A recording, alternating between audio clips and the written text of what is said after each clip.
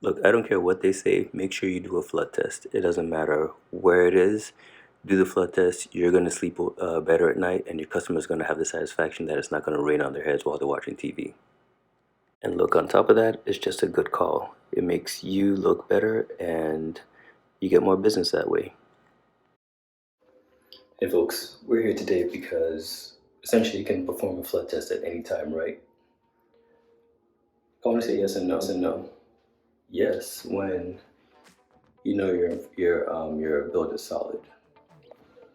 In my opinion, you can perform a flood test at any time. One, when you're building it, before all this stuff goes on. Two, when you're done, just to make sure that you didn't poke any holes anywhere. So, this is what we're doing. Just put my ball in.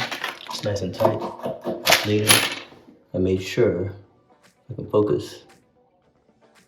I made sure I put my pin back on so I don't lose it. Now, essentially what I'm gonna do is I'm gonna vacuum everything up and fill it with water. Blah. Essentially, I'm gonna vacuum everything up, fill it with water, and then come back tomorrow. Um, or at least have the customer check on it tomorrow. 9 times out of 10, I'm gonna be here just to check on it anyway, see where the water level is, to make sure nothing is dripping downstairs or even, out here on our beautiful tile. Then we can proceed.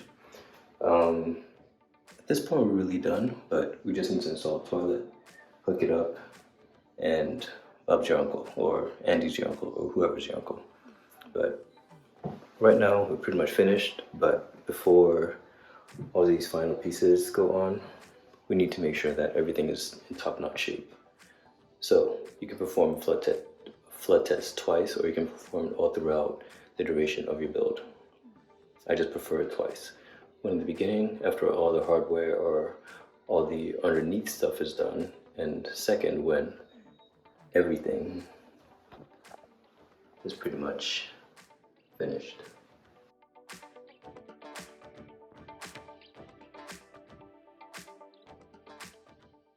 And your camera can focus properly, of course.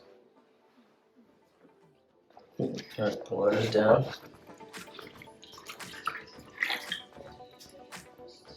And this is the post-construction flood test. You should do this too, if you believe in your work. So, there's no rubber duckies, but there's floaties. And this is just gonna soak up water.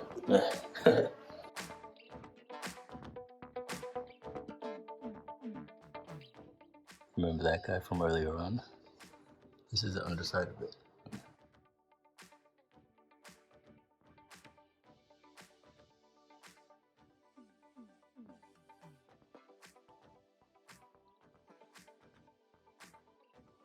That's the way I like it, bone dry.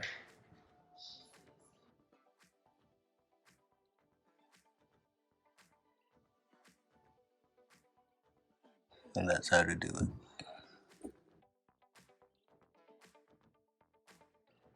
So, a bit of a recap. All right, so you've done all the work, you've done all the construction before the tile went on. I think it's a good idea to do a flood test in the beginning and at the end, just to be 100% sure. One, in the beginning, you're putting down all your structure, you're making sure that everything that you put down is sealed and all that. After, when all your tile and stuff go on, because tile is sharp depending on how you cut it, depending on what designs you're doing, you need to make sure that all that stuff is sealed properly. And at the very least, it gives you the assurance, well, you know your work. It gives the customer the assurance that you did a good job, not just the contractor going in there doing the work, chatting with the customer, talking with them that way. But at the end of the day, you can sign and seal that deal and say, this is completely done. If anything else comes up, you can contact me. You won't feel quote unquote shy or embarrassed to go back to do any more work for them. You're gonna look at that bathroom, they're gonna be proud of it, you're gonna be proud of it. Because one, your stuff didn't leak and it didn't leak at any point in time.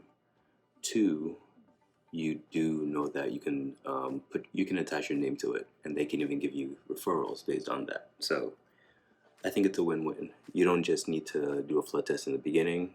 You should do it at the end or even in the middle. It depends on what what you want to do, what you have time for, and just customer satisfaction in the long run. That's why we're here. That's what we're here for, essentially. And yeah, I think it's about time to wrap this up. I need to get this out the door, give you guys a little update, and I'll come back with the final reveal after all the bells and whistles are in there and everything's been wiped down. Make sure to wipe it down, because you don't want to leave your fingerprints and all that stuff for your client to be cleaning. Don't do that. All right, I'll catch you guys later. I tell you, this is so much fun. Anyway, I'm having too much fun with this.